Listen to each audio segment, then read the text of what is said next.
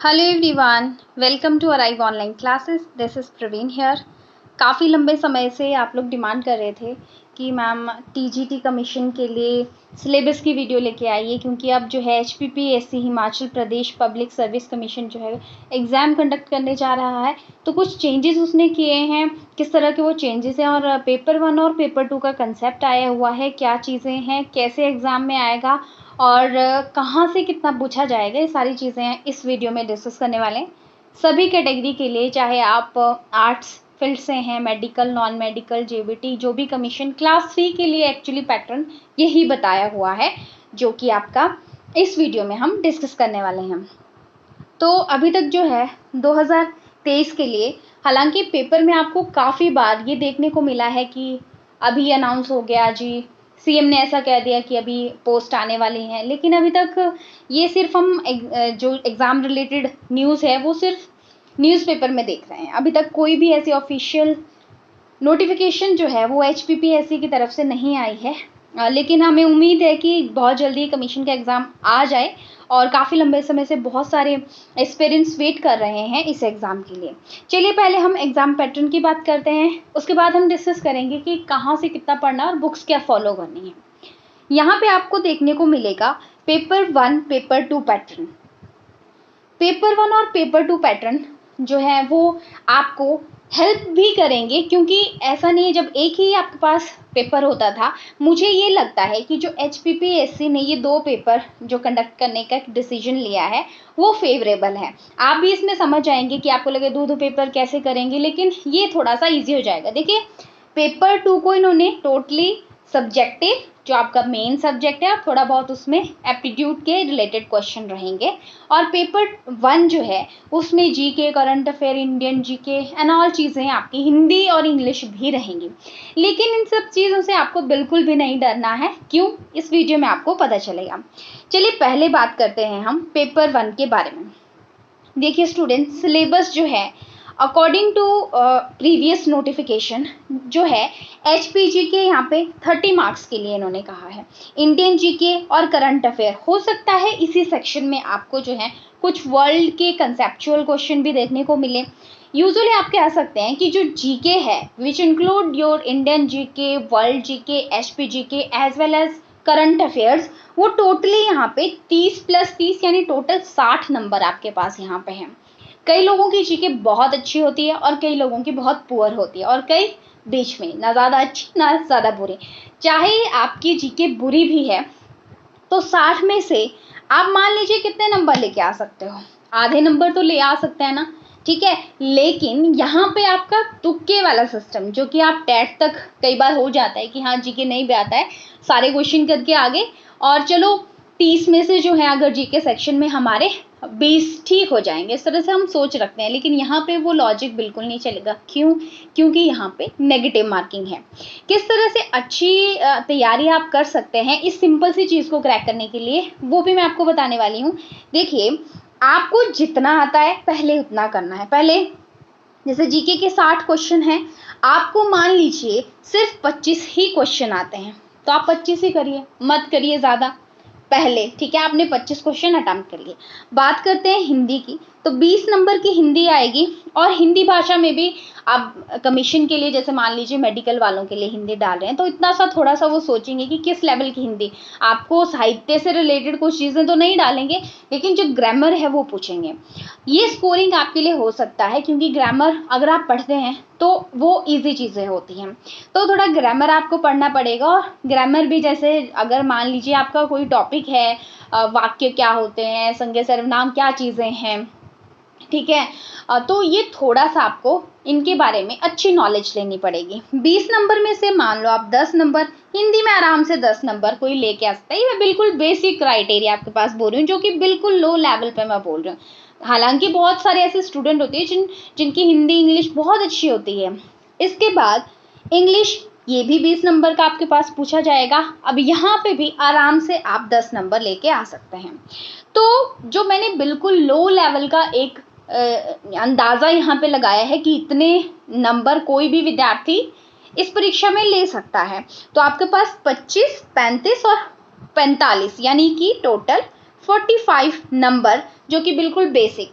आपको इतना आता है पेपर में और आपने यहाँ पे 100 में से टोटल 45 क्वेश्चन अटेम्प्ट कर लिया और आप दावे के साथ कह सकते हैं कि वो आपके एकदम सटीक सही हैं।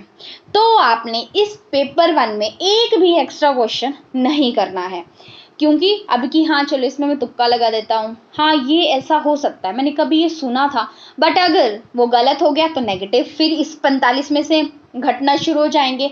इसलिए जब तक आपको ज़रूरत नहीं है तब तक आपने तुक्का वाला सिस्टम बिल्कुल भी अप्लाई नहीं करना है। क्यों?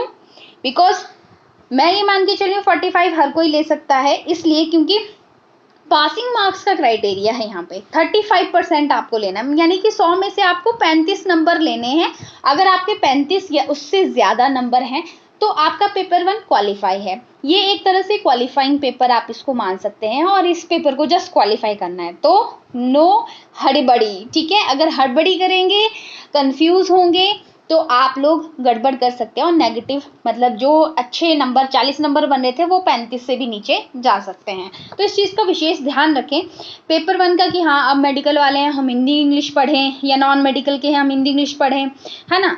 तो ऐसा नहीं सोचना है, बिकॉज ये शायद एक अच्छा भी पैटर्न है, हमें थोड़ी बहुत नॉलेज भी हो जाएगी इस वजह से। हालांकि पहले भी जो कमीशन कंडक्ट होता था उसमें भी हिंदी और इंग्लिश के जो मेडिकल नॉन मेडिकल दूसरी स्ट्रीम है उनमें भी प्रश्न देखने को मिलते थे, लेकिन वो सिर्फ 5-6 क्वेश्चन हिंदी के, 5-6 इंग्लिश के, इस तरह से वो होते थे। जैसा मैंने प्रीवियस आपके पास सिलेबस एक मेडिकल का डाला था उसमें मैंने ये चीज़ बताई थी। तो कोई नई बड़ी बात नहीं है कि आपको कुछ नया पढ़ने को मिलेगा, जो पहले से तैयारी कर रहे हैं उन्हें पता है और जो न्यू कमर हैं उनके लिए ये नई इन्फॉर्मेशन हो जाएगी, ठीक है? तो पेपर 1 में 35% मार्क्स आपको चाहिए। नेगेटिव मार्किंग यहाँ पे होगी। हाँ, नेगेटिव मार्किंग का क्राइटेरिया क्या होगा? यूजुअली जो हम एग्ज़ाम देखते हैं, जितने भी नेगेटिव मार्किंग वाले एग्ज़ाम होते हैं, तो उसमें ये होता है कि 1 नंबर, अगर आपने जैसे एक क्वेश्चन का आपको 1 नंबर मिल रहा है, 1 मार्क मिल रहा है, तो आपने 4 क्वेश्चन गलत कर दिए, ठीक है, तो 1 नंबर कट जाएगा। इस तरह का पैटर्न इनका कुछ रहता है। अभी क्या पैटर्न रहेगा एग्जैक्टली ये तभी क्लियर होगा जब ऑफिशियल पेपर जो है अनाउंस करेगा HPPSC। इसके बाद वही पॉइंट मैंने लिखा हुआ है, ये पॉइंट बहुत ज़्यादा इंपॉर्टेंट है कि नो एक्स्ट्रा अटेम्प्ट, क्योंकि नहीं चाहिए भाई, ये कहीं नंबर जुड़ने वाले नहीं हैं अभी तक, तो ये है, ठीक है?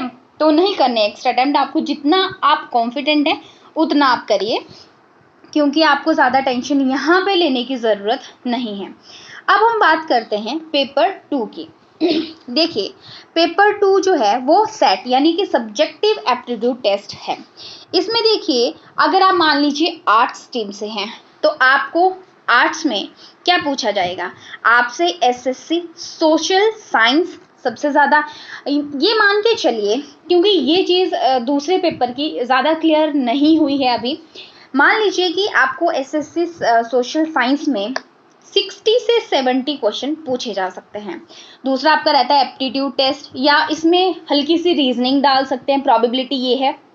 आपको साइकोलॉजी की पैडागोजी वाले क्वेश्चंस यहाँ पे हो सकते हैं, तो मान लीजिए कि 30 क्वेश्चन उसके हो सकते हैं, ठीक है?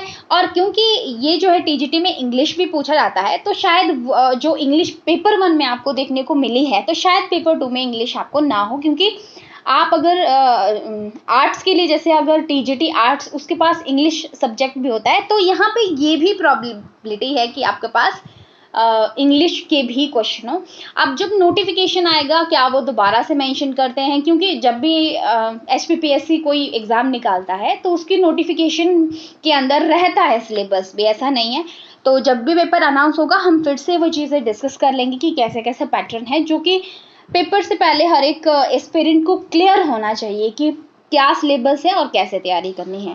दूसरी बात, मान लीजिए आप नॉन मेडिकल के हैं, तो नॉन मेडिकल को वही है कि सब्जेक्टिव में फिजिक्स, केमिस्ट्री, ठीक है, वो पूछी जाएगी, मैथमेटिक्स पूछा जाएगा और पेडागोजी के क्वेश्चन भी यहाँ पे देखने को मिल सकते हैं। फिर बात करते हैं हम JBT के लिए।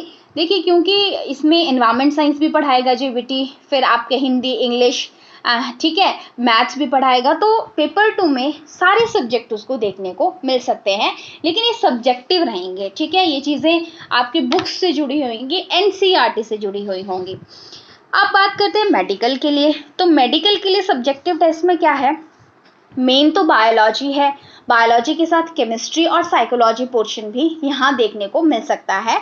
तो सब्जेक्टिव टेस्ट में आपको अब ये टेंशन नहीं होगी कि आपको पेपर में, क्योंकि कंपटीशन आपका मेन यहाँ पे है, मेन compete आप जो करेंगे, जितने भी पॉपुलेशन आपके साथ खड़ी है कंपटीशन में, वो यहाँ पे पेपर 2 में ही होगा सारा का सारा। तो पेपर 2 में आपको करनी है ज़्यादा तैयारी और ये कमांड आपकी होनी चाहिए। देखो ये अच्छी बात है कि जो सब्जेक्ट आप आगे चल के पढ़ाने वाले हैं उस पर आपकी कमांड यहाँ पे अच्छी होनी चाहिए। तो अपना सब्जेक्ट जो है वो उस पर बहुत ज़्यादा फोकस करिए, एनसीईआरटीज़ को पहले क्लियर करिए देन एडवांस। ऐसा नहीं है कि एचपीपीएससी एग्जाम लेता है तो अच्छे खासे क्वेश्चन डालता है, ठीक है, अच्छे खासे क्वेश्चन डालेगा तो बुक्स कहाँ से पढ़नी है, क्या चीज़ है, उसके लिए भी मैं एक वीडियो लेके आऊँगी कि क्योंकि उसके लिए आपके पैटर्न जो प्रीवियस क्वेश्चन है, हालांकि वहाँ से भी क्वेश्चन आपको हो सकता है देखने को मिले, क्या क्वेश्चन किस लेवल के आते थे, किस लेवल के आ सकते हैं, ये तो आपको पता चलेगा एनालिसिस करके ही। यहाँ पे मैं तुक्के वाली बात नहीं कर सकती कि हाँ आप ये बुक पढ़ लो या ब्लूसेंट पढ़ लो, आप बलोखरा पढ़ लो, ऐसा नहीं है। ये चीज़ मुझे एनालाइज करनी पड़ेगी तब जाके मैं आपको कोई बुक के बारे में बता सकती हूँ। तो अब रही बात कि बुक्स और तैयारी हम कहाँ से करें, कहाँ से पढ़ें, तो नेक्स्ट वीडियो में हम यही डिस्कस करेंगे कि आपको आर्ट्स के लिए, नॉन मेडिकल, मेडिकल, जेबीटी, हर फील्ड के लिए आपको कहाँ से पढ़ना चाहिए और कहाँ से रिलेवेंट चीज़ें पूछी जाती हैं, प्रीवियस एनालिसिस को देखते हुए हम ये चीज़ें डिस्कस करेंगे। और आज की वीडियो में इतना ही। अगर आपको वीडियो इन्फॉर्मेटिव लगी तो वीडियो को ज़रूर लाइक कीजिएगा और चैनल पे नए हैं तो ज़रूर सब्सक्राइब कीजिएगा। Thank you so much for watching. आपकी कोई भी क्वेरी रहेगी आप कमेंट सेक्शन में अपना क्वेरी लिख सकते हैं। मिलते हैं हम नेक्स्ट वीडियो में। Bye bye, have a nice time and take care.